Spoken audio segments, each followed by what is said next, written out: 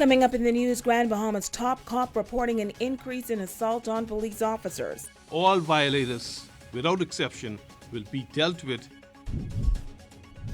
Also, 2 men hauled before the court facing charges of an unlicensed firearm. And voter registration drive underway on Grand Bahama, but are residents taking advantage of this initiative? The Bahamas Tonight, the Northern Edition, starts now. This is the Bahamas Tonight, Northern Edition.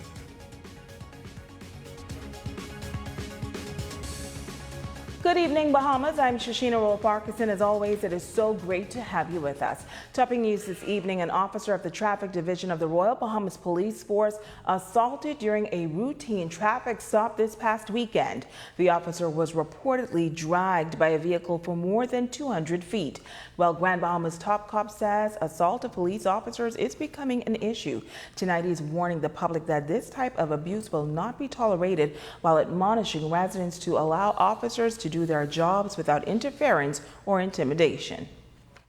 Officer in charge of the Northern Bahamas, Assistant Commissioner of Police Ashton Greenslade, says they are now seeing an apparent increase in incidents of police officers being assaulted while they're attempting to execute their duties. I warn you that my officers will not be complacent in the execution of their duties. Please be mindful that these officers are efficiently trained and will use necessary force to enforce the law.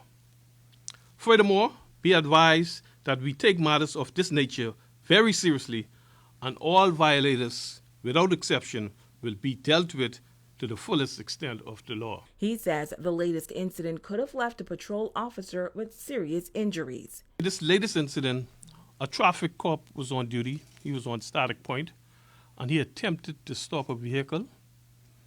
The driver stopped some distance away from him.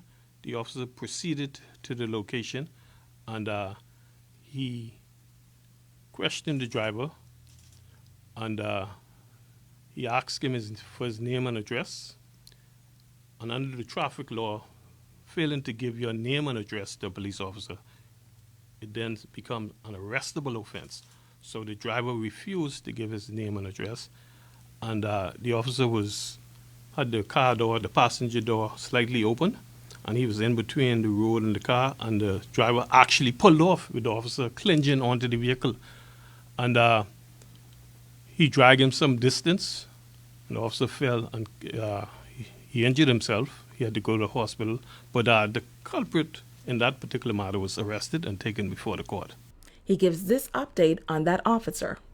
He received minor injuries, so he got a few days off from work. He's home resting. But it could have been a more serious matter.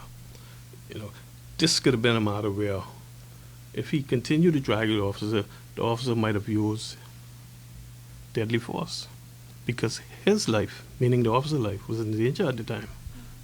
But I'm happy it didn't get to that.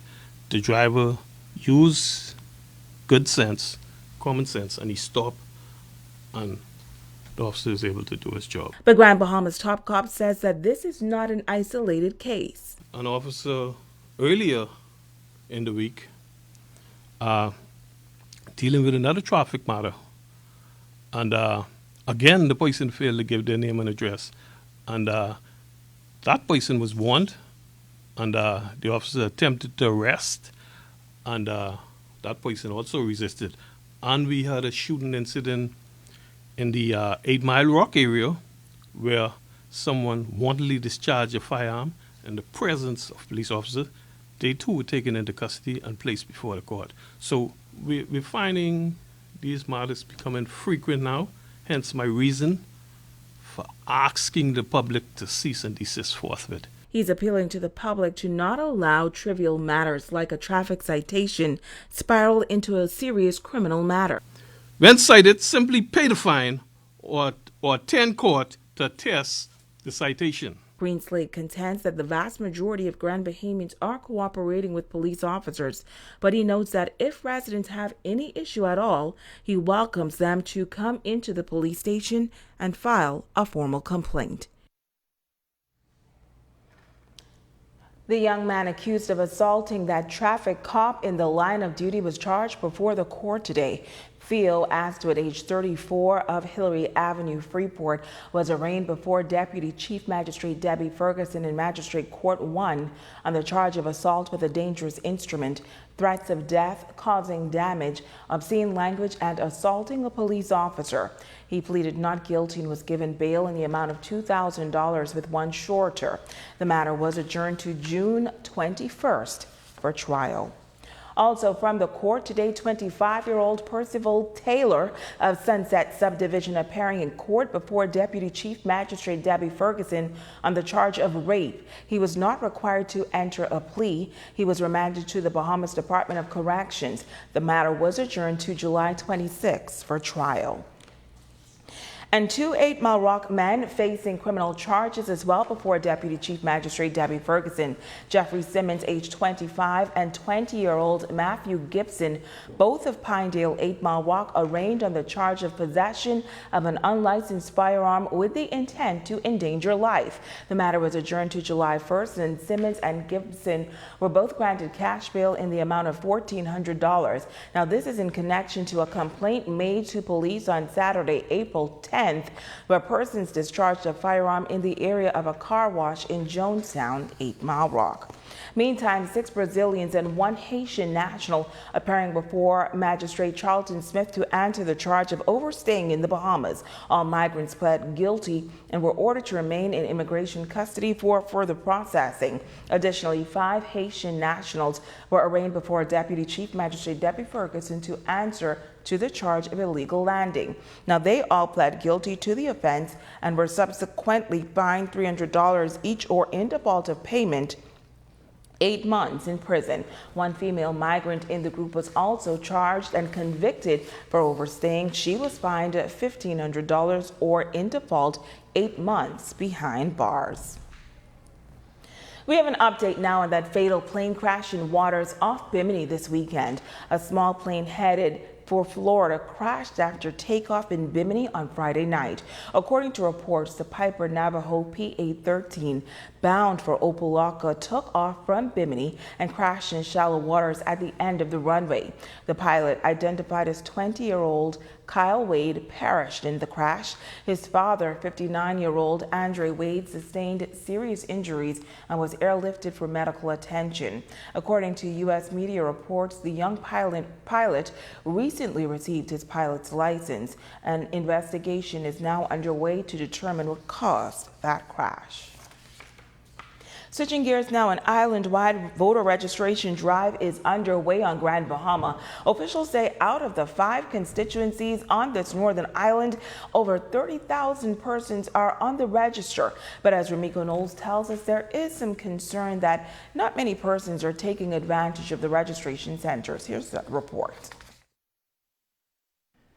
As of April 10th, some 395 persons have registered as first-time voters and over 400 voter cards replaced, in addition to transfers and name changes. Assistant Parliamentary Commissioner and Officer in Charge at the Parliamentary Registration Office, Denise Pinder, says that not many persons are utilizing the voting centers, and that is a concern. Because of the effects of Dorian, I expected that we should have more persons coming in to transfer, particularly those persons in the east area that were affected by the storm. I would implore them, if they're not returning anytime soon to their residences in the eastern area, if they're at a new location and they've been there more than 3 months, they should consider coming in to be transferred. Pinder says she is happy to report that young people are showing up to be registered. She notes that if you were registered for the last election, there is no need to register again, as they are now on a continuous voter registration system. And right now, we've made that 2017 register that we created a permanent register, so that if you're on that register, you don't have to come in and re-register. What you need to do is, if you move at any time, you need to come in and transfer so that the register stays current with where you are. But that purple voter's card that you have, that'll be the card that you're going to use for every election to come in the future. A mobile team recently went into East Grand Bahama, the area dealt the hardest blow during Hurricane Dorian. She says registration numbers in that community is low. We have not seen as many persons as I think we should be seeing. I don't have a number on how many East, how many Marco City, how many, etc. We don't have those figures, but the interactions with the revising officers, the persons who are in charge of the stations, they're not seeing as many persons from those areas as we think we should. We're seeing persons from a lot of the other constituencies, but not from those areas. Ramiko Knowles, ZNS Network News. Now, the Deputy Parliamentary Commissioner says that currently there are several registration centers here on Grand Bahama where you can change your address or replace your voter's card. In the main city area, we have the Parliamentary Registration Department's office in the National Insurance Building on the second floor. Our hours are 9:30 to 4 p.m. Then we open at 5 o'clock until 8 p.m. We have a center located at the Church of Christ Apostolic Church, Pioneers Loop. That's open from 10 to 4, and then again from 5 to 8. We're also at the Masonic Lodge Hall on East Sunrise Highway and East Atlantic Drive. We open at 10, close at 4. We reopen at 5 to 8. In the 8 Mile Rock area, you can register, transfer, replace a card at the administrator's office in Jonestown. You can do that for between 9 to 5. And then at St. Stephen's Anglican Church Hall in the evenings, we're there from 5 to 8. All of the centers are open except for the administrator's office, would be open on Saturdays from 10 to 2. ZNS Northern Service would like to advise the public that our Power 104.5 station is presently off the air after encountering a problem with an underground cable. We are working to restore that service, but in the meantime, you can listen to 104.5 FM on the ZNS app or on live stream at ZNSBahamas.com. That's going to take us to our first break. Stay with us. We'll be back in just a moment.